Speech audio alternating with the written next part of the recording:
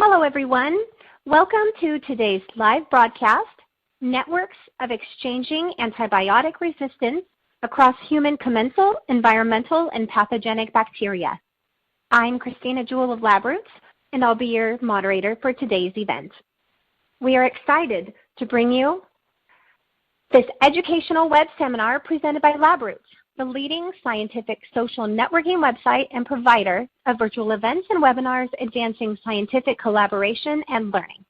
For more information, please go to www.labroots.com. Before we begin, just a couple of important announcements. This webcast is designed to be interactive, and we encourage you to ask questions during the event. You can submit your questions by typing them in the Q&A box, which can be found by clicking on the green Q&A button at the lower left of the presentation window. We will try to answer as many questions as we can. You can enlarge the slide window by clicking on the screen icon located in the lower right-hand corner of your slide window. Now, if you have any technical problems viewing or hearing this presentation, please click on the support button at the top right of your presentation window, or you may submit your problem through the green Q&A button on the lower left. This is an educational webinar and thus offers free continuing education credits. After the webinar is over, please click on the CE button located in the bottom left-hand corner of your web page and follow the process of obtaining your credits. I would now like to introduce today's speakers.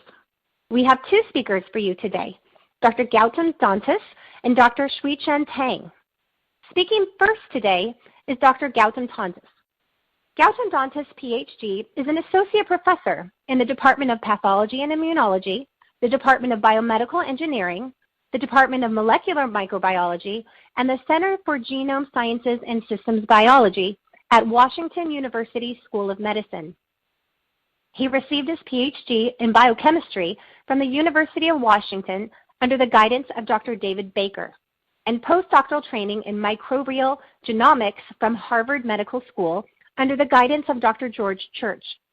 Dr. Dantas' research, interests, and training lie at the interface of microbial genomics, synthetic biology, systems biology, and computational biology.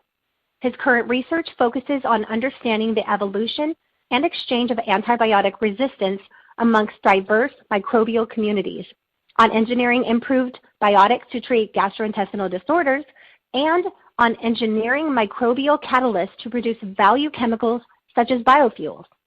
He is a recipient of the AAAS Newcomb Cleveland Prize, the Harvard University Certificate for Distinction in Teaching, the NIH Director's New Innovative Award, the Kenneth Rainin Foundation Breakthrough Award, the Edward Mallinckrodt Jr. Foundation Scholar Award, and the Academy of Science St. Louis Innovator Award. More information about the Dantas Lab can be found at www.dantaslab.org. I will now turn it over to Dr. Dantas for his presentation. Dr. Dantas? Great. Thank you so much, Christy. Yes, it's a real privilege to be participating in this webinar. Over the next 20 minutes or so, I'm going to share a few vignettes of work from my laboratory here at Washington University focused on antibiotic resistance. But before I jump into the science itself, I want to make sure to acknowledge the current and recent graduates from my group who are obviously the folks who actually do all the work and sort of the reason why I'm able to be here presenting their work. What I'll do is, as we go through on specific stories, I'll highlight the folks from this group who led those projects. So to set the stage, since we're here talking about genomics and metagenomic methods to investigate microbes, it's good to remind ourselves that if you were to Google microbiology, the type of images you'd see are the ones on the screen right now, which really hark back to the foundational aspects of microbiology, this concept of domesticating microbes by culturing them in the lab. We've learned a lot because of those methods, but as it turns out, these methods tend to ignore a vast majority of microbes in certainly environmental ecosystems, so that is in the soil or in the human body or virtually anywhere you look. And this idea of most microbes not being amenable to traditional culture is actually something that's not new. We've known about this since the grandfather of microbiology himself, so Antonin von Leeuwenhoek, who made some of the best early microscopes. And you can see in this image here where, back in 1683, he reported from scrubbing his own teeth and then looking under the microscope that he saw this, that ecosystem was teeming with microbes. And you can, again, see other images also here, for instance, on the bottom right, which is a false colored image of the human microbiota growing on a cellulose fiber, really demonstrating that this is incredible diversity of microbes everywhere, and we need to transcend culture bias to investigate them. So when we want to address what is going on in microbial communities, as I said, one option is to use culture-dependent methods, this idea of domestication. And you can still apply genomics to those microbes once they're domesticated to understand all of the genes in those organisms or investigate specific genes by PCR. But as a complement to these culture-dependent methods, we have this idea of metagenomics, to look at all of the genomes of all of the microbes in a particular sample. And the basic idea here is we infer what the microbes are doing, but first sequencing their genomes. And we can use whatever next generation platform that we have access to, but the basic concept is extract the DNA from the microbes, sequence as much of that DNA as possible, and then use computational methods to infer who's there and what they're doing. Now, my presentation today is going to be focusing on the specific feature of these small molecules called antibiotics in terms of what they do to microbes and how those microbes respond.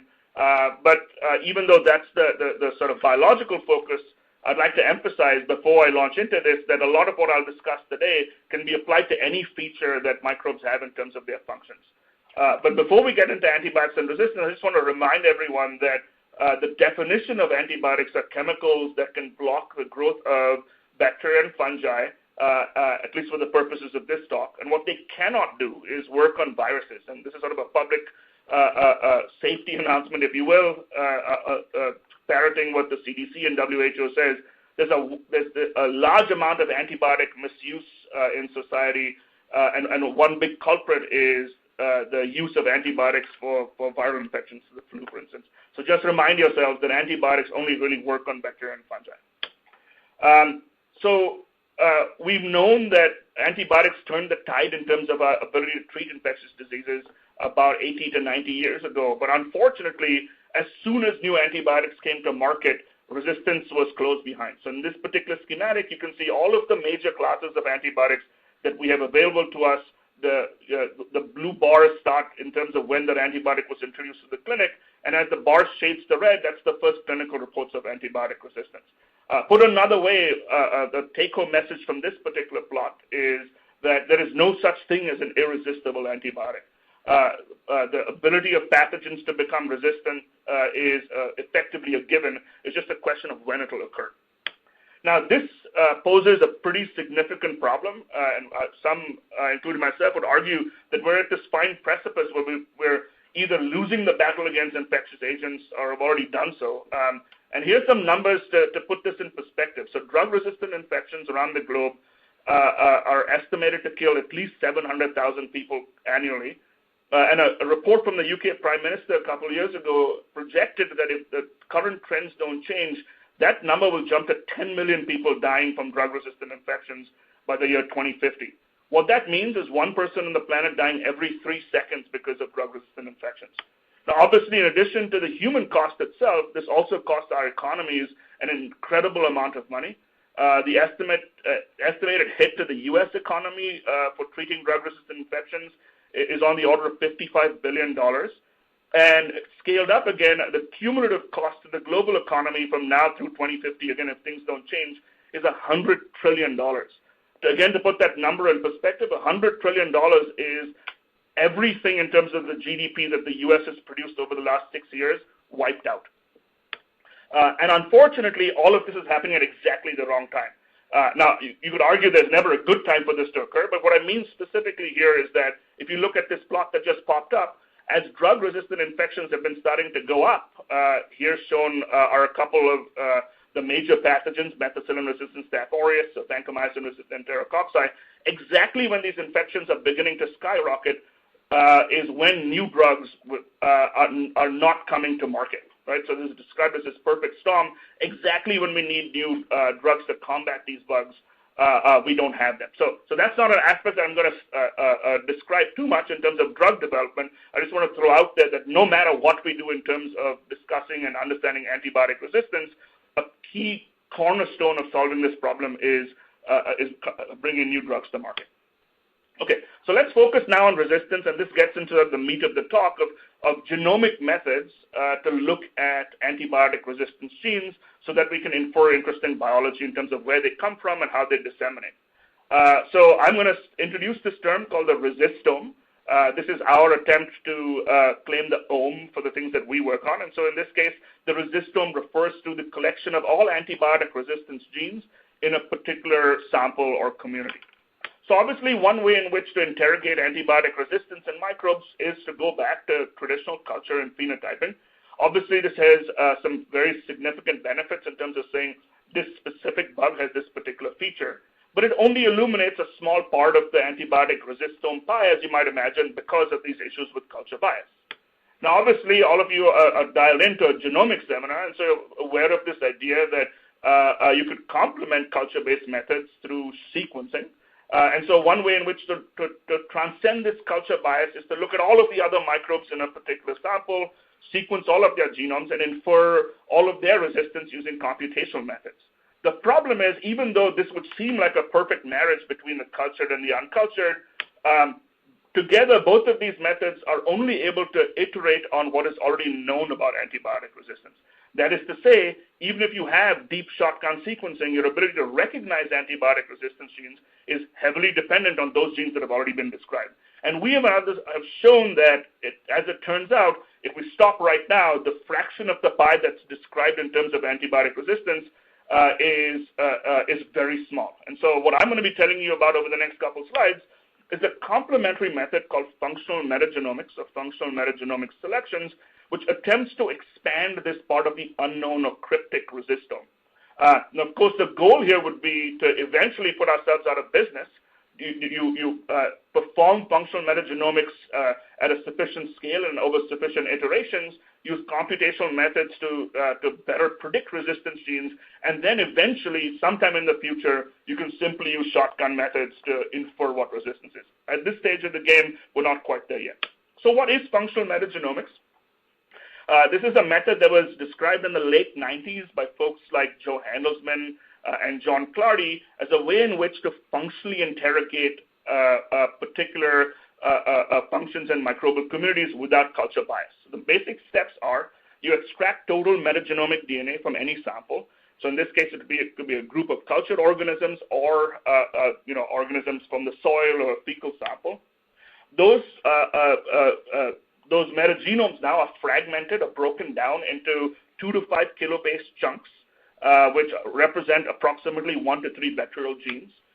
Those chunks of DNA, or those fragments, are ligated into a plasmid, an expression system, and then those are transformed into some easy-to-work-with host. In this case, I'm showing you what happens when we use E. coli, which is not only a genetically tractable host, but also a really good model for proteobacterial pathogens. So this is the metagenomic library component of functional metagenomics. You now have millions of E. coli cells, each of which have a random chunk of DNA from your original metagenome in an expression context. And then the functional component is the next step, where here you can take this whole library, now go back to culture, throw this particular E. coli library on Petri dishes, which have antibiotics that would kill the wild-type cell, such that the only transformants that survive now are ones that have functional antibiotic resistance genes. And then, of course, the devil is in the details in terms of actually using sequencing and computational methods to interrogate who are the fragments that come through. If you zoned out through all of those technical details, probably the most important thing to take away from this particular slide is the idea that at the end of this particular process, you have a list of well-annotated, functionally validated antibiotic resistance genes without having to have ever known what those genes were in the original metagenome. So it's a cataloging or identification or discovery platform for functional antibiotic resistance determinants. So while that method is old, what our lab has done over the past few years is basically take the engine of that method, so that is shown in the blue boxed area at the top, and apply next generation sequencing and computational methods to improve the efficiency and decrease the cost of this method. but roughly 100-fold. And that's sort of schematized here, where now before you actually do the sequencing, you can take the chunks of DNA, if you will, that have come through the selection, add on DNA tags or indexes to each of those chunks that are known up front and that correspond to specific selections. Now, large numbers of these selections can be pooled together. In our case, we can put about 400 selections on an Illumina lane. And then after you get all your sequence data back in terms of your short reads, the first thing you do is a demultiplexing step. That is to say, you read the barcodes and bin them into the selections that they originally came from, and then you can go through independent rounds of assembly and annotation.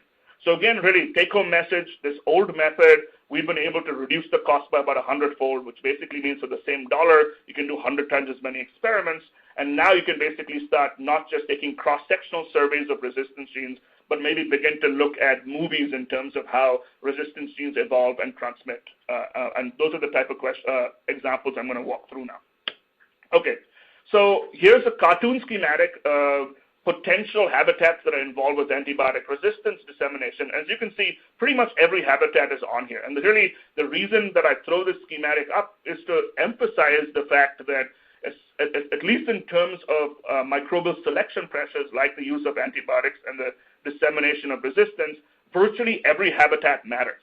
And put another way, experiments or perturbations that go on in one habitat can transmit over to other habitats. And the habitat I'm going to spend most of the time on today is the soil, right? So the soil resistome, that is the resistance genes encoded in soil microbial communities. So what is known, or what was known about the soil resistome before we started looking at it? Well, it turns out quite a lot, but I'm going to emphasize a couple specific points that got us interested in this. One was a paper from Jerry Wright's group in Nature, and the title really tells it all, where they were able to go into the Beringian Canadian permafrost and core out samples which they carbon dated to be 30,000 years old. They shotgun the microbial sequences, metagenomes from there, and were able to show that the signatures of antibiotic resistance genes against modern antibiotics. So take-home message here, well before we as humans came on the scene, antibiotic resistance was rife in microbial communities. The other important piece of information in terms of the soil resistome was actually published more than 40 years ago by Julian Davies and colleagues, which they dubbed the producer hypothesis, which recognizes that these small molecules that we overproduce and use in the clinic are actually largely natural products. They're natural products of the streptomycetes, which are the genus in the actinobacteria family, and these bugs have had this ability for millions to billions of years to produce these small molecules, which can, at high concentrations, kill other bugs. So the producer hypothesis posited that since those abilities for production are ancient, that resistance is just as ancient, because otherwise those producer bugs would commit suicide, right? That is, since these antibiotics target very key conserved processes, unless those producers had resistance genes, they would not have survived either. So this posits that the producers and their neighbors in the soil are the original evolutionary progenitors of antibiotic resistance, which then disseminated to pathogens. And then finally, here's data from David Graham's group, which showed that over 70 years of accessible archival soils in Europe, they were able to detect by qPCR levels of antibiotic resistance genes going up over the same time scale of human use. So what do these things put together tell us? Well, they would predict then that effectively, at least one prediction, is that all resistance genes that we find in the clinic should have virtually identical homologs in the soil. That is to say that the soil is constantly depositing genes into pathogens. The weird thing, though, was when we started looking for such evidence in databases, we couldn't find it, right? We couldn't find resistance genes that are widely disseminated in pathogens. We couldn't find identical copies in any soil metagenomic survey that had been studied. And so we decided to go looking for this missing link, arguing that perhaps appropriate methods had not been used to date to find evidence for recent transfers of antibiotic resistance between benign soil microbes and pathogens. So we hypothesized that perhaps what we needed to do was actually use culture bias to our advantage here and go after the type of bugs that we know are real problems in the clinic. And these, one example of these are multi-drug resistant proteobacteria, right? So we did an enrichment experiment drawing from a previous study that we had published, where we started out with 11 U.S. soils and cultured the microbial communities from those soils in media containing antibiotics at exceptionally high concentrations. In this case, 18 antibiotics, each at about 1,000 micrograms per mil. To put that in clinical context, it's about 50 times the MIC, or the minimum inhibitory concentration, for most of these antibiotics against pathogens. We went through a number of serial passages to enrich for these drug-resistant communities, and then for the purposes of this resistome interrogation, we took 95 representative cultures between this 11 by 18 selection, treated that as the mock drug-resistant metagenome, and then Kevin Forsberg, a recent graduate student from my lab, and Alejandro Reyes, a recent graduate student from Jeff Gordon's lab, teamed up to basically apply this functional metagenomics pipeline to interrogate this resistome of these enriched drug-resistant proteobacteria. And punchline, they were able to eventually find exactly what we've been looking for, right? So they were able to find 8 different resistance genes using this functional method that had the feature of having 100% nucleotide sequence identity to genes that have been found in globally distributed pathogenic isolates. What was interesting to prove that this is not really a one-off, but perhaps a wider phenomenon, between these 8 resistance genes, they knock out 5 different classes of antibiotics. They also represent all of the 4 major mechanisms of antibiotic resistance that pathogens have, namely enzymatic cleavage of the antibiotic, covalent modification of the antibiotic, efflux pumps to get rid of the antibiotic, and then modification of the bacterial target itself. And then what we're seeing here in the bottom left-hand corner is a non-exhaustively colored map of the world, where any country that's shaded dark is a country where a pathogen isolate was deposited from that country, which had a resistance gene identical to one of these soil resistance genes. So again, really emphasizing that we've kind of stumbled across perhaps global dissemination of soil resistance genes into pathogens. And then finally, through some comparative genomic analysis, we were able to hypothesize that perhaps these transfer events were occurring as multi-drug resistance cassettes. So what you're seeing here now across the bottom are 4 such resistance contigs that were assembled from our selections, which give resistance to 4 different classes of antibiotics. And by comparing them to genome databases of pathogens, we're able to discover that these genes are actually likely clustered together, and those are all of the genes shown in red are resistance genes. But just as importantly, we're able to now find examples of these genes colored in yellow, which are mobilization genes, and these are the genes known for moving genes around between bacteria through horizontal gene transfer. So what does this tell us? This tells us that not only is exchange occurring between benign soil bugs and pathogens over recent timescales, but also here's a mechanism through which it could occur, and also that you could, in one fell swoop, in a single horizontal gene transfer event, transfer resistance to 4 different classes of antibiotics. One thing I'll emphasize before I move on from here, because of the genetic nature of this study, we could not figure out, or we didn't have the statistical power to make any inference about the directionality of the transfer. We can't, based on this study, tell you whether the resistance gene went from the soil bug to a pathogen or vice versa, but we'd argue dissemination in either direction is a problem. Okay, so this was the observation now. We had done this kind of bizarre culturing experiment, enriching for multi-drug resistant proteobacteria, and shown that they certainly have genetic evidence for exchanging resistant genes with pathogens in the clinic. What Kevin now did in teaming up with Sanket Patel in the lab was to ask the question, is this the rule or the exception, right? Was this particular weird culture-based enrichment telling us that there's lots of such dissemination occurring, or is it maybe specific to that group of microbes? And so to do that, we teamed up with Noah Fearer and Rob Knight, who were both at the University of Colorado at that time, to access 18 soils from Minnesota and Michigan that were part of the long-term ecological research network. And these soils were chosen because they're natural soils, but they also had some amount of human perturbation. And just as importantly, Noah and Rob had previously collected 16S phylogenetic data on these soils. That is to say, they'd used this method of amplifying the 16S gene and inferring the composition of the bacteria there. So what we did was we applied our functional metagenomic methods, in this case Kevin and Sanket, and performed a large number of selections to identify over 3,000 unique functionally validated antibiotic resistance genes from these very same soils. A couple of high-level points that they discovered. One of the first things was to infer that it appeared that resistance genes, or the resistome, is structured by phylogeny in the soil. So the way this inference is made is you basically take your 16S data, your compositional data, in some form of a distance matrix, and then you also have a similar kind of distance matrix for resistance genes, and then you basically do geometric comparisons between those two matrices.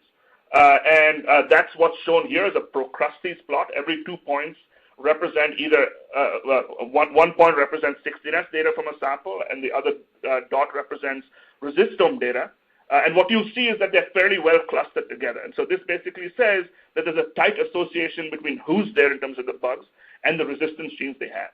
Now, one of the inferences from here is to say that if there's this very tight linkage, then horizontal gene transfer perhaps is not occurring at a crazy clip.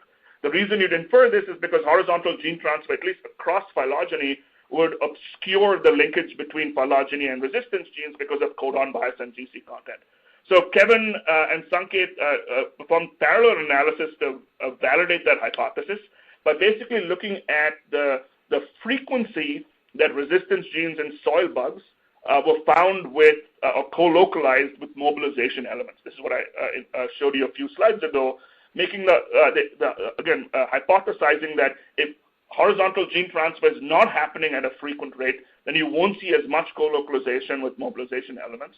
And that's exactly what they found in comparison to pathogen genomes, where they saw a high frequency of co-localization of resistance genes and mobilization elements. Whether they looked at our data or they looked at a collection of other soil genomes, those frequencies were always lower. So where does this leave us in terms of inferring biology from all of this omics? Well, what it tells us is that the soil resistome is in fact vast and diverse, that there's lots and lots of resistance out there, likely from long-term ancient pressure, but that most of those resistance genes are not poised to jump, at least fastly, into pathogens. However, there is a tiny minority of bugs, in this case the drug-resistant proteobacteria, that are part of the conduit of moving genes back and forth, and that tells us those are the bugs that we should focus on. Okay. In the last few slides, what I'm going to do is switch gears just a little bit to give you another example of how such omic methods, the combination of 16S sequencing, shotgun sequencing, and resistome analysis, can begin to tell us more about dissemination networks across diverse habitats, right? So I just spoke about the soil so far. Now we're going to look at humans and their built environment. So this was a study that was run by, again, 2 graduate students who have graduated from my life, Erica Pearson and Pablo Tsukayama, where they decided to focus on habitats in Central and South America that are representative of the majority of the world's population. And so in this case, Erica focused on a village from rural El Salvador, Pablo focused on a slum from Peru, and then they performed similar longitudinal analyses on these particular ecosystems. Again, as shown on the slide is some of the motivation for why they decided to do this study, but really the main real reason was to say, most of the microbiome work that had been done to date in terms of the human gut at least had kind of focused on extreme populations, so either highly westernized societies or very remote societies. This was an attempt to kind of fill in the gaps of the dominant majority in the middle. People, 2/3 of the global population lives in these type of low-income, resource-poor settings, which still happen to have a high access to antibiotics.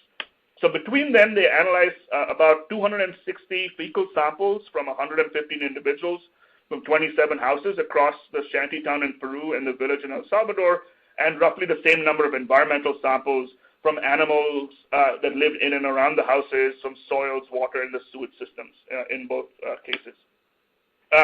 I won't walk through all of the data. I just want to make this high-level point that when they did 16S analysis of all of these samples, focusing on the human gut microbiota samples for now, and compared them to other data sets, they confirmed, in fact, that lifestyle seems to correlate with where you are in terms of your microbial composition. And so what that says is, effectively, if you look at the microbiome surveys from the U.S. on one extreme, and microbiome surveys, for instance, of hunter-gatherers in the Amazon, they form the extremes of not only human populations, but also extremes in terms of the microbial populations. and these particular urban industrializing as well as rural agricultural societies sort of fit somewhere in between, and that's what's shown in this PICO-A plot. You can collapse all of this down into just where these people come from. So this emphasizes that same point as earlier. And as it turns out, the resistome analysis that was done at the same time says that it kind of defies this trend to some degree. That is, it's not the case that you have most resistance genes in the U.S., but rather you have the most resistance genes in the communities that get the most antibiotics. So it seems kind of an expected result, but it was something that was good to confirm that even though these Peruvian dwellers live sort of somewhere in the gradient of microbial composition, they have the greatest amount of antibiotic resistance genes, at least within our comparison cohorts, and this makes sense from the perspective of they have likely the highest access to over-the-counter antibiotics. We also were able to show that both in El Salvador and Peru, the microbiomes and resistomes cluster by habitat. So this is why I said we have human samples and animal samples and soil samples. And so much like what we showed just in the soil study earlier, we find that where you are as a microbe really structures not only who you are and who your community members are, but also the functions that you have in terms of antibiotic resistance. So this is shown right in this plot split between El Salvador and Peru. But if you combine those things together too, now you're seeing resistome data on the left and 16S data on the right. Again, you see this really nice statistically significant clustering of compositions as well as resistance genes by habitat. And again, the biological inference from doing this type of analysis is that it would suggest that there are some apparent barriers that transfer for most resistance genes between habitats. What we now want to focus on are the few genes that defy those trends. And so to do that, we're able to basically look at the roughly 1,000 or so unique antibiotic resistance genes that we functionally validated and look at how frequently they came up across all of our selections, and making the argument that the more you see a particular gene across diverse selections, the more likely that that gene is part of a dissemination network. And so here it's just shown the top 5 genes which were found in both humans and soil, so 2 very different habitats. We find 2 tetracycline resistance genes, 1 chloramphenicol resistance gene, and 2 beta-lactam resistance genes. And again, this kind of confirms some of the biology that's already out there. We already know that these are widely disseminated genes across different parts of the globe, and so it's confirmation that we also see them in our study as being the most enriched. And here's just one example of the most disseminated gene in our study, this 10-beta-lactamase, where we found it in 25 different contexts, right? So this is same gene, identical, 100% nucleotide identity, but the genes flanking it is different. Again, lending credence to this idea that the gene is jumping around and being exchanged by different types of bugs. And then the final point I'll make from this particular study is by looking at, again, the genes that defy some of these habitat-specific trends, we were able to identify 2 specific hotspots for antibiotic resistance gene exchange, which we would argue should be a place where surveillance efforts should be focused on. Across the top, I'm showing you the chicken coops from the El Salvadoran village. We found that these were places where, when we analyzed the samples from the chicken coop, there was evidence of genes that were compatible with both the humans as well as the soils. In an enriched fashion, suggesting that the chickens maybe were the conduit of resistant genes moving back and forth. One reason to emphasize this is, in this particular case, these chickens are raised without antibiotics, but a large amount of the poultry production in the U.S. actually uses large quantities of antibiotics in poultry rearing. So we would infer from our study that even without antibiotics, you have this dissemination option through chickens. What do you think is going to happen when you dump antibiotics into the system, right? And then across the bottom in Peru, we found that the wastewater treatment plant, a modern wastewater treatment plant, which actually on one hand we showed was really doing its job. It was removing the coliform, the type of dominant bacteria in the human gut at the end of the wastewater treatment process.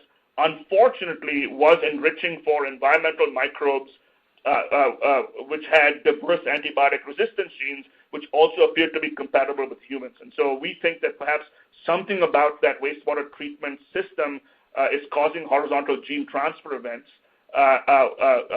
popping genes from human microbes into environmental microbes, And shown on the right there in that 4-panel picture is folks from the municipal system in Peru pumping out some of that water over public parks, because Peru is or Lima in this case is a desert, and so this apparently clean water is getting pumped back out. So again, hopefully that makes obvious the inference we're making in terms of a dissemination story. So I'll end there in terms of my presentation. I'm happy to take questions later on. I just again want to re-emphasize that antibiotic resistance is an ecological problem. We begin to learn lots about where it comes from and where it goes because of these omics methods. But one particular point I haven't talked about, and so this is also sort of a public announcement thing to consider, is that there's a heavy use of antibiotics in food animal rearing, especially in the U.S., where it's estimated that over 80% of antibiotics by weight are actually used in animal agriculture. And I would argue that's not a good use of this exceptionally rare and important resource. I'll also then end with thanking, again, the folks in my lab, as well as folks both internal and external to WashU who've really helped out.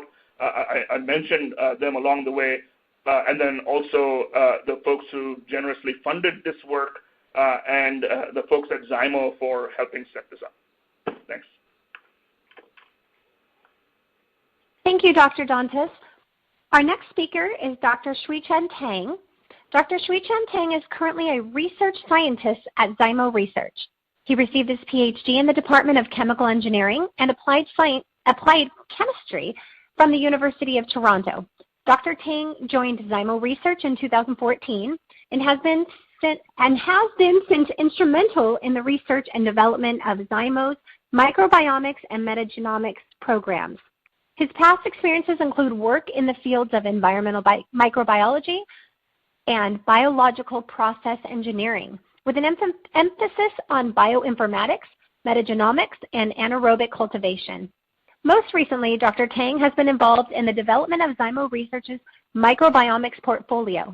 He has multiple publications in different journals, including Frontiers in Microbiology, Applied and Environmental Microbiology, and Philosophical Transactions of the Royal Society of London, Series B Biological Science. I will now turn it over to Dr. Tang for his presentation. Dr. Tang? Yes. Okay, good morning, everyone. Today I'm going to present you Zymo's effort in standardizing microbiomics workflows. So in this presentation, I'm going to present you a new product line called Microbiomics, which aims to remove bias and artifacts in microbiomics workflow. So as you know, the field of microbiomics has attracted a lot of attention in the past several years. But this field, as a relatively new field, has also been criticized by some researchers for poor data reproducibility and poor data quality. So here I'm going to give you an example to illustrate the problem of poor data reproducibility. So this is a story adopted from Science News of 2014, and the author divided one stool sample into two and submitted them to two microbiome profiling organizations, American Gut Project and the UBiome. Surprisingly, the profile coming back from these two organizations, although from one single stool sample, are dramatically different. So the profile generated using the American Gut Project says the firmicutes occupies only about 30% of the total community, while the profile from UBiome says the firmicutes occupies more than 60% of the community. So this is a problem we try to resolve using in Zymo's effort. So the problem of poor data reproducibility is not too surprising. If you know that the microbiomic workflow is complicated, it has multiple steps. So in each step, researchers face the choices of many different options. And this slide illustrates some key factors that can easily introduce bias into the workflow. So in sample collection and preservation, you can have unwanted microbial growth or decay or nucleic acid degradation. In DNA RNA extraction, ununiform lysis of organisms can introduce bias.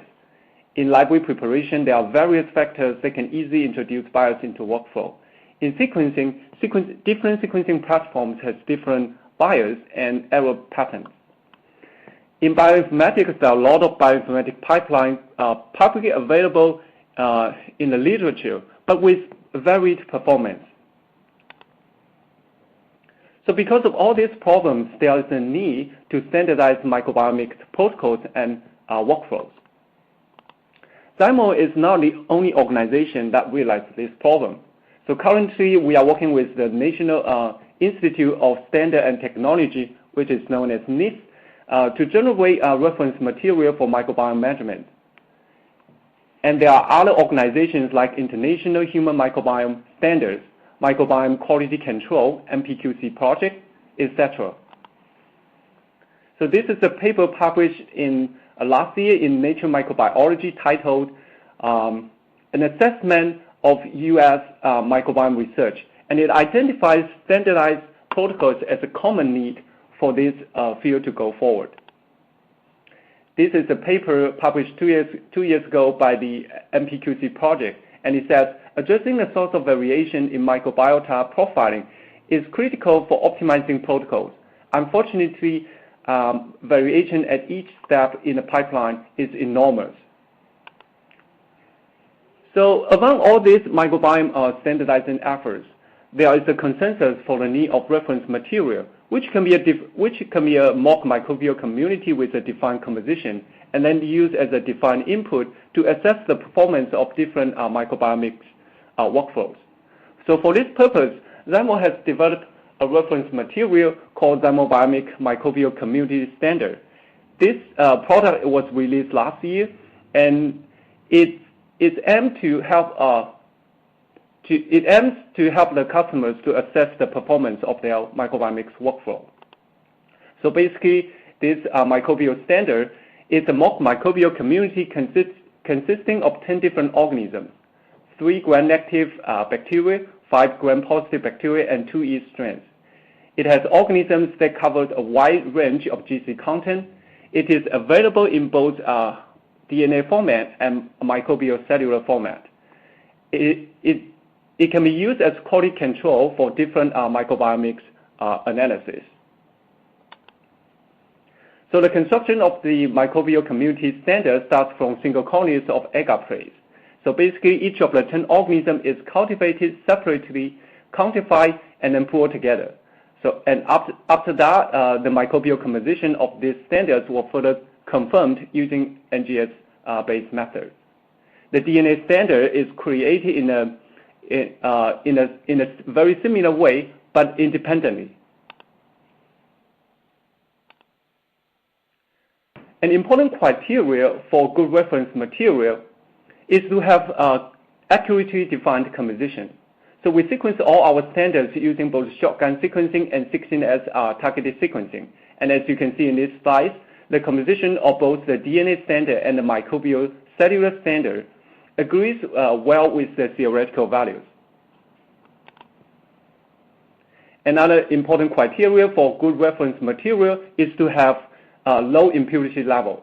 So we sequence, we assess the impurities in our standards using deep shotgun sequencing. So in this case, we use 178 million Illumina reads, and we only identify one potential organism of the Proteobacterium acnes at a very low abundance.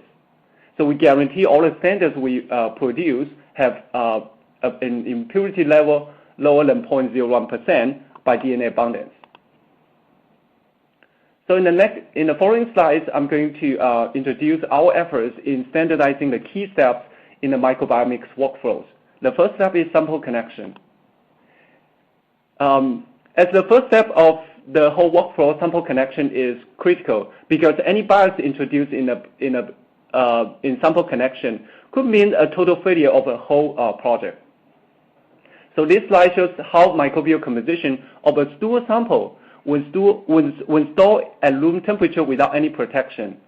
We sample this stool sample over the course of about 1 month. But actually, in just 1 day, the microbial composition has shifted dramatically. And one of the obvious trends in this time course is the increase of the abundance of Proteobacterium, which like many members of Proteobacterium are facultative anaerobes, and their growth can easily take off after exposed to oxygen. So in order to remove bias in the DNA connection and preservation step, we developed a new product called DNA RNA Shield, which when added to a sample can stabilize both DNA and RNA profiles at ambient temperature for more than 30 days.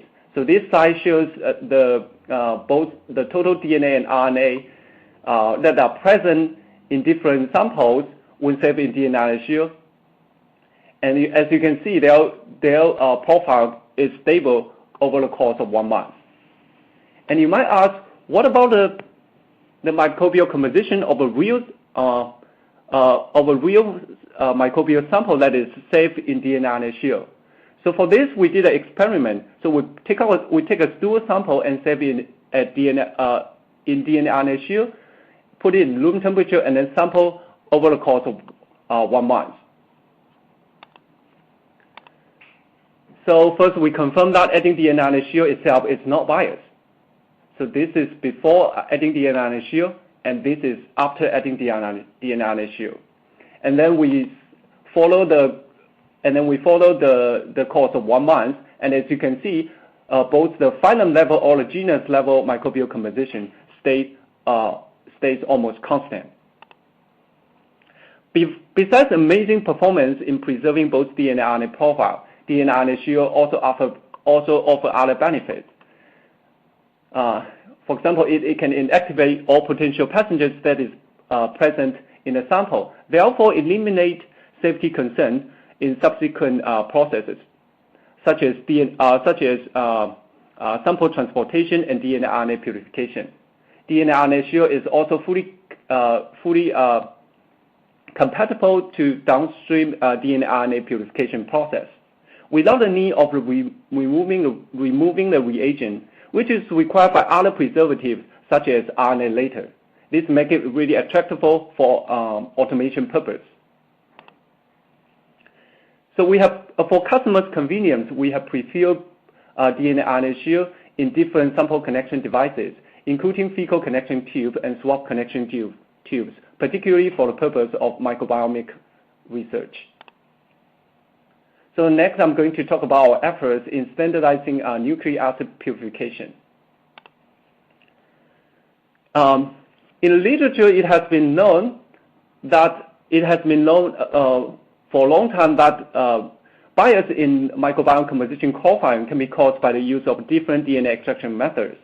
So in this slide, we showed 4 dramatically different profiles of one single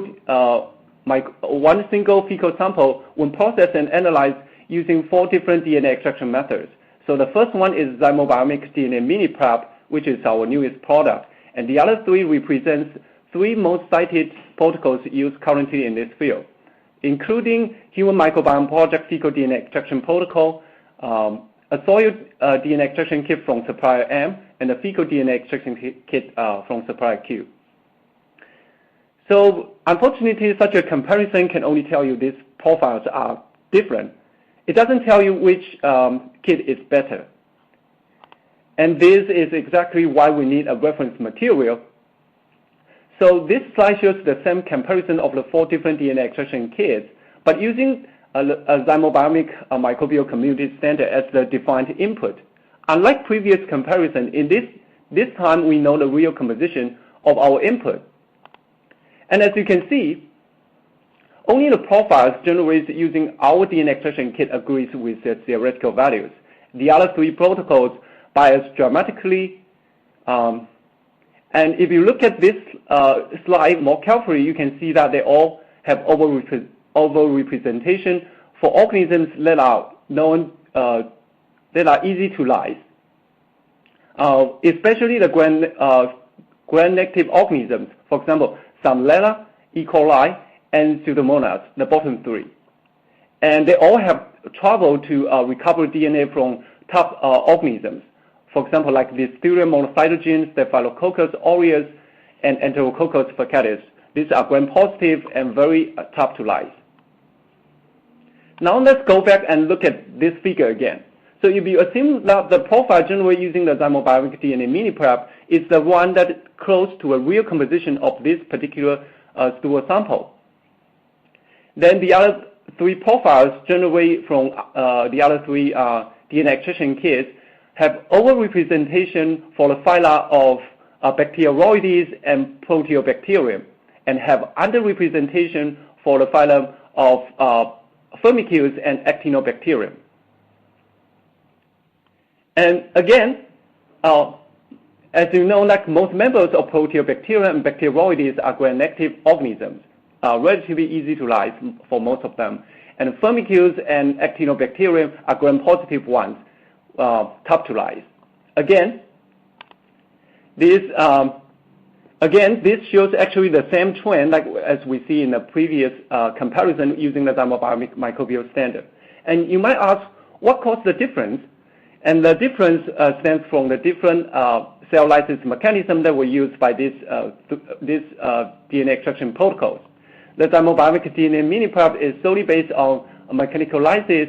However, for example, the DNA extraction protocol from supplier Q is solely based on chemical lysis, which has long been known to have trouble to recover DNA from gram-positive organisms.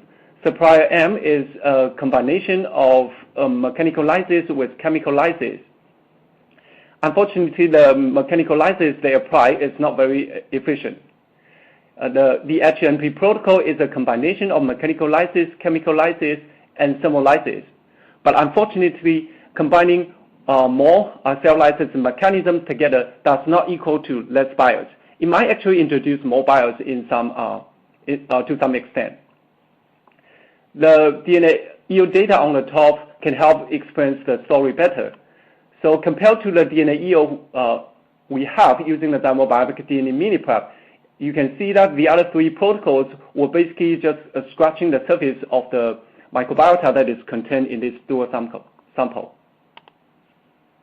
So next I'm going to talk about our efforts in optimizing the library preparation methods. So as you know, 16S sequencing or 16S profiling is the first choice of many researchers working in this field because of its low cost and the robustness. The biggest challenge in the library preparation process of 16S sequencing is the formation of PCR chimeric sequences, which are the recombination of different PCR templates. These sequences are totally artificial and should be removed. Using the zymobiomic microbial community standard, one can assess the extent of PCR chimera formation accurately. So as shown in this slide, so in a PCR reaction shown in this slide, by just running the PCR reaction for 30 cycles can cause PCR chimera sequences to occupy more than 35% of total sequences that was generated. Besides PCR chimera, the sources of artifacts in 16S sequencing also include reagent and process contamination, sample cross-contamination, barcode contamination, MySeq run-over-run carryover, PCR errors, and sequencing errors, etc. The defined composition and the extremely low purity level of the zymobiomic microbial community standard allow us to assess the effect of all these artifacts thoroughly. So this pie chart shows the microbial composition of the zymobiomic microbial community standard when sequenced and analyzed using a regular workflow in which no measures were in place to control these artifacts. And as many as 43 bacteria genera were identified, while the microbial community standard should only have 8 bacteria genera.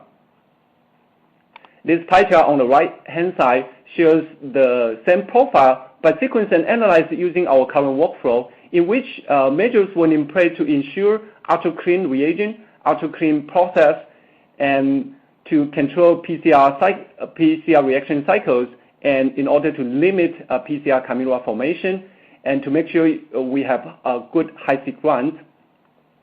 And as a result, only 8 bacterial genera were identified, and this agrees perfectly with the theoretical value of the theoretical composition of the microbial standard. So combining all our knowledge in the process of optimizing our 16S sequencing, we are soon going to release a new library preparation kit for targeted sequencing, including 16S sequencing and ITS sequencing. So here are some key features of this new kit. So it will use real-time PCR to control PCR cycles and therefore limit PCR reaction, PCR chimera formation. It will use real-time PCR fluorescence measurements for direct library quantification and normalization. It has a streamlined protocol of two-step PCR reactions connected with a quick enzymatic cleanup in between. Therefore, eliminate a massive impurity-based cleanup, and it does not require any tape station quantification. It's fully compatible with Illumina high-seq and MiSeq platforms without the need of adding custom sequencing primers. It has a dual index system available for 384 barcodes. So a common criticism about for 16S and ITS sequencing is their limited coverage, which means like they miss a lot of organisms that researchers want to cover. And this problem is becomes more obvious as we sequence more and more previous unknown organisms. So in order to solve this problem, we have come up with a new method to design primers. And then we design most of the popular primers that are currently used in the field for 16S or ITS sequencing. So in the following, I'm going to give you two examples comparing our new primers with current primers. So this figure shows that for the 16S V4 region, our primers have better coverage than the primers recommended by the Earth Microbiome Project for many bacterial phyla, including Actinobacterium, Chloroflexi, and Spirochetes, and also many new phyla that is recently found to form the supercluster of the Candida phylum radiation. So this figure shows that for the 16S V1 and V3 region, our new primers have better coverage than existing ones for some bacterial genera that contains human pathogens. So the 16S V1 and V3 region of particular interest for some researchers working with human microbiome because this region gives species level resolution for many organisms that are human associated. So the next I'm going to talk about library preparation for shotgun metagenomic sequencing. So using the Zymobionic Microbial Community DNA Standard, one can easily estimate the performance of a library preparation process. So in this slide, we compare two library preparation process, an internal method and Nextera XT kit. So Nextera XT kit, as you know, is a popular library preparation kit provided by Illumina for shotgun sequencing. And as you can see, the profile generally using our internal method agrees with the theoretical values, but the one generated using a Nextera XT kit have some disagreements. And the biggest difference comes from the organism of Staphylococcus aureus, which happen to be the organism that has lowest GC content in our standard. So the Zymobionic Microbial Community Standard contains organisms that cover to a wide GC content range, from as low as 15% to as high as 85%. And this allows us to assess the effect of GC content variation thoroughly. So in these figures, we plotted normalized coverage against GC content variation. This allows us to easily visualize the effect of GC content variation. And we actually found that the Nextera XT kit has underrepresentation for both low GC content region and high GC content region. And the situation seems to be worse for the low GC content region. So in the end, I would like to give an overview of our new product line. So the Zymobionic product line. So we have the Zymobionic Microbial Community Standard, which can be used as a quality control for the whole workflow. And for the sample connection, we have DNA RNA shield pre-filled in different sample connection devices. For DNA RNA extraction, we provide different DNA RNA extraction kits in different formats for different application purposes. We also have a DNA MacB format for high-throughput automation platforms. And we are soon going to release a library preparation kit for targeted sequencing. And hopefully that will be released at ASM of this year. And we are also working on a kit to deplete host DNA contamination in a microbiomics sample. And for customers that do not want to deal with all these technical challenges, we also provide thermobiomic sequencing services. The customers just need to connect the sample in DNA RNA shield and send it to us, and we can take care of all the rest. And we guarantee the data of highest quality and competitive price. So hopefully in this presentation, I've convinced you the importance of using a reference material to develop a microbiomic workflow that is accurate and reproducible across labs. And Zymo has created a complete and most accurate solution for microbiomics and metagenomic analysis. So in the end, I would like to thank all my colleagues at Zymo Research who have contributed to the work I present here. Especially to Dr. Larry Jha, our director of the R&D department, and Wayne Kemp, our director in the nucleic acid purification department. Okay, for more information, you can go to our website at www.zymoresearch.com/microbiomics. Okay, I would like to end my presentation here and would like to take questions. Thank you, Dr. Tang. Now, before we get started on the question and answer session, I would like to remind our audience how to submit questions. You can submit questions by typing them in the Q&A box, which can be found by clicking on the green Q&A button at the lower left of the presentation window. We will try to answer as many questions as we can. Now, for our first question, Dr. Dantas, I'm going to direct this question at you. We have an audience member who would like you to please re-explain what is a mobilization gene. So I'm happy to do that. Bacteria can do something that we as higher order organisms can't, and that is specifically called horizontal or lateral gene transfer. This is the ability to hot swap DNA between organisms, thereby transferring phenotypes. There are specialized genes that can enable or catalyze those transfers, that mobilization. These can be, for instance, transposases or integrases, basically vehicles for chopping DNA out of one section and adding it into another section, usually across organisms. So mobilization elements or mobilization genes are those genes that allow the transfer of DNA between different organisms. Dr. Tang, this next question is for you. Okay. How do chimeric sequences form during 1/6S library preparation? That's a very good question. But unfortunately, at least from what I know from literature, currently there is no clear theory that supports the formation of the PCR chimeric sequences during PCR reaction. But one of the important phenomena, like people have found, is that currently the best way to control PCR chimera formation is to limit the number of PCR cycles you run for each reaction.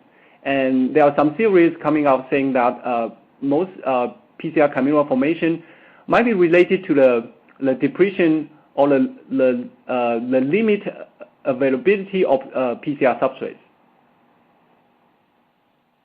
Yep. Okay. Dr. Tang, I'm going to have this question for you as well. Okay. How does GC content variation cause bias in sequencing coverage in shotgun sequencing?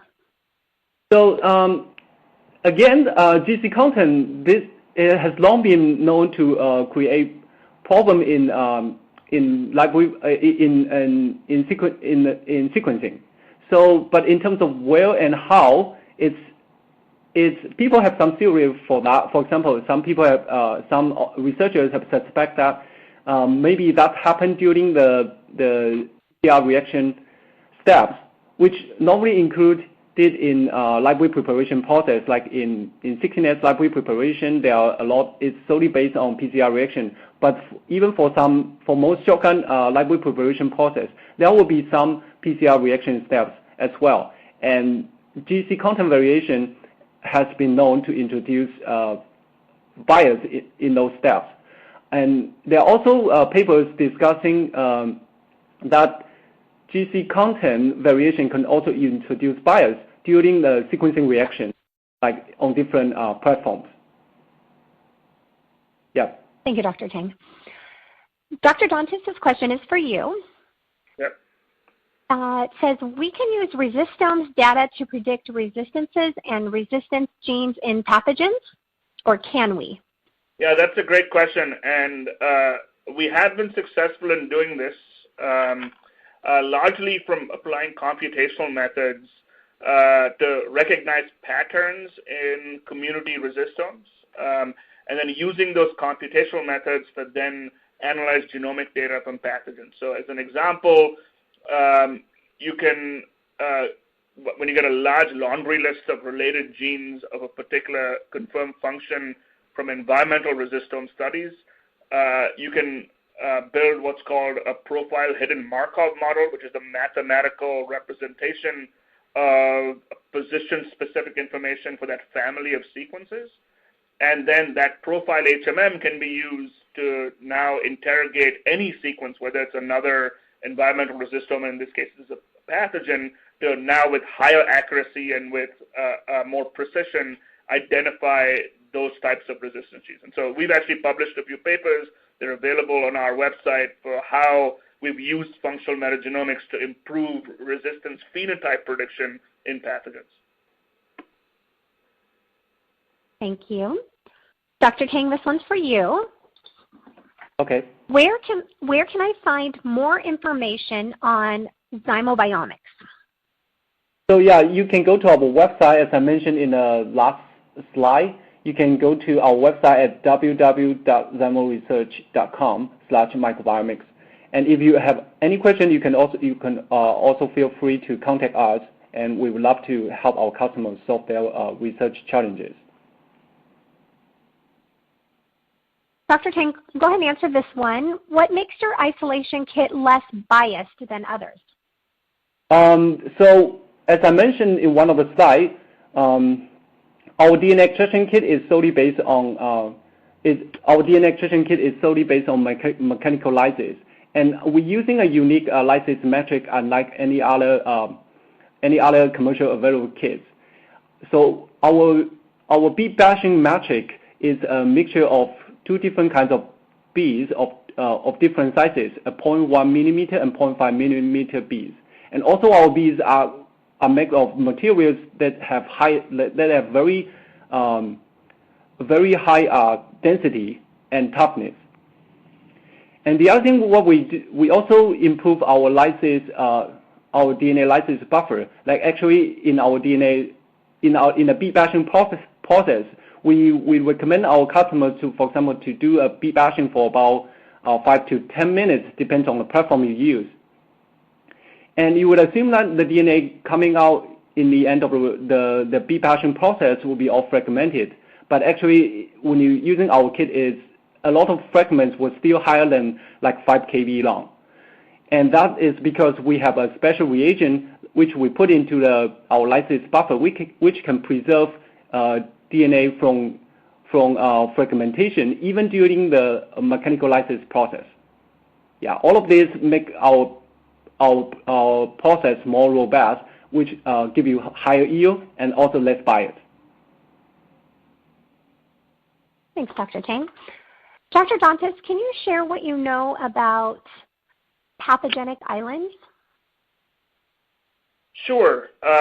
So pathogenic islands are used to refer to regions in a pathogen's genome which are characteristic of their pathogenesis of virulence. And so these could be, long stretches of multiple genes, or they could be maybe just a couple genes, but they tend to be the genes that are associated with making that specific organism a disease-causing organism. These could include things like genes that encode for toxins that cause problems with the host, but they could also sometimes include a cluster of antibiotic resistance genes, because in this case, the assumption is because of its drug resistance profile, this bug is harder to treat and hence more virulent. But yeah, essentially just the island refers to a contiguous set of DNA in the genome which encodes for pathogenesis, and also kind of alludes to the idea that those islands can move around perhaps between organisms through horizontal gene transfer, again in this one fell swoop, then passing on both virulence and antibiotic resistance. Thank you, Dr. Dantas. Dr. Tang, let's pop back to you. We have, how do we address microbiomics biases in samples with low abundance of microbes? Oh, that is not a very easy question. So for organisms of low abundance, those are extremely challenging to deal with. And one of the, I think for those samples, the bias can be, well, you could have more bias. Like let's say you have a very low abundance sample and you want to do 16S profiling. And in that case, if the organism is if the abundance is really low, then you just have to run many more cycles in order to amplify the signal up, and in order for that for sequencing purpose. But one of the key problems for dealing with low biomass samples was actually the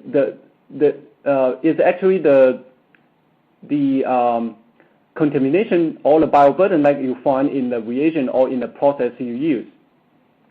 So, for example, like for our products, one of the key things besides try to remove bias, we also try to control like a bioburden in all our reagent and also in all our process. For example, our DNA RNA shield, we make sure the bioburden inside is really low. And also for our the Microbiomics DNA mini prep, we improve our process and try to make sure we remove all potential contamination in our reagent and in our columns. And those are very critical when you're working with low biomass samples. Yeah. Thank you, Dr. Tang. That is all the time we have for our question and answer session. I would like to once again thank Dr. Gautam Dantas and Dr. Shuijin Tang for their presentations. Gentlemen, do either of you have any final comments for our audience? This is Gautam. I do not, but I'd be happy to answer specific questions that may have come up that weren't answered offline, so people are welcome to email me. Yep. Feel free to email me as well. Thank you, gentlemen. I would also like to thank LabRoots for making today's educational webcast possible. Today's webcast will be available for on-demand viewing through July 31st, 2017. You will receive an email from LabRoots alerting you when this webcast will be available for replay. We invite you to forward that announcement to your colleagues who may have missed today's live event. Thanks for joining us, and we hope to see you next time. Goodbye. Thank you. Bye.